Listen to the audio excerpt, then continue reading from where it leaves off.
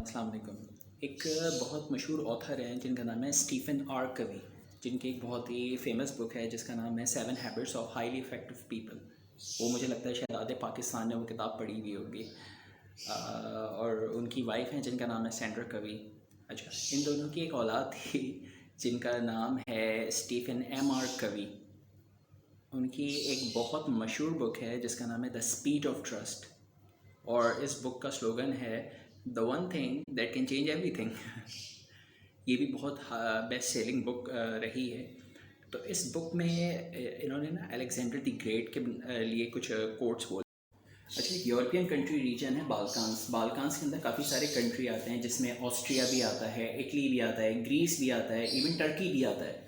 تو گریس کے اندر نارتھرن میکیڈونیا اور ساؤتھرن میکیڈونیا ہے، وہاں کی اسٹیٹس۔ اور نارتھرن میکیڈونیا کے اندر ایک چھوٹی سٹی ہے جس کا نام ہے پیلا۔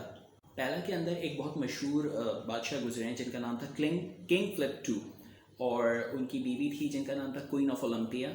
ان دونوں سے 2 اولادیں تھیں، ایک کا نام تھا الیگزینڈر دی گریٹ جس کو ہم سکندر اعظم کے نام سے جانتے ہیں، اور دوسری جو تھی ان کا نام تھا پرنسس آف میک۔ تو کنگ فلپ II جو تھے، انہوں نے اپنے بیٹے الیگزینڈر کی تعلیم و تربیت کے لیے اس وقت ایک ٹیچر کو ہائر کیا جو اس وقت کا سب سے بہترین، سب سے جید ٹیچر جانا جاتا تھا، جس کا نام تھا ایرسٹوٹل۔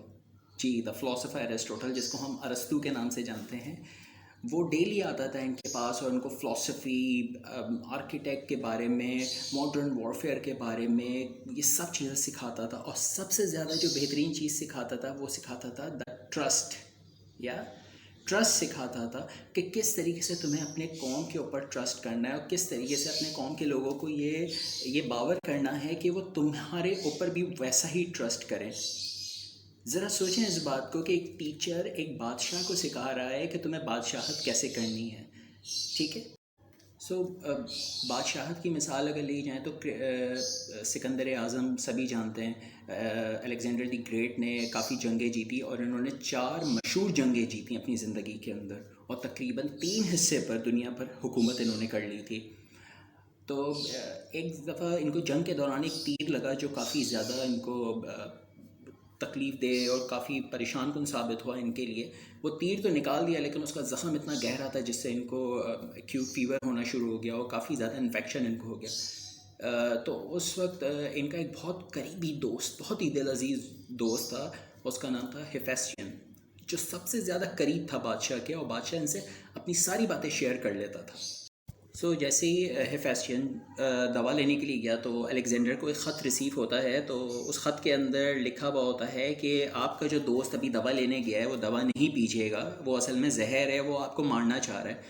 اور تاریخ میں آتا ہے کہ وہ جو خط تھا وہ ڈیریس III، جو اس وقت کیا کہنا چاہیے پرشین کنگ تھا، ڈیریس III، اس نے بھیجا تھا۔ خیر، اس کا دوست آتا ہے ہیفیسٹین، اور ایگزیکٹ اسی طریقے سے آتا ہے۔ بادشاہ الیگزینڈر یہ خط پڑھتا ہے اور وہ خط اپنے تکیے کے نیچے رکھ لیتا ہے۔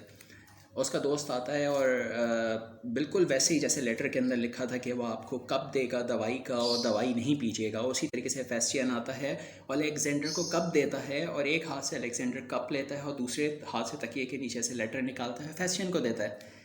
جیسے جیسے ہیفیسٹین وہ لیٹر پڑھ رہا ہوتا ہے، الیگزینڈر ویسے ویسے وہ دوا پی رہا ہوتا ہے، اور جیسے ہی وہ دوا پیتا ہے وہ زار و قطار رونا شروع کر دیتا ہے ہیفیسٹین۔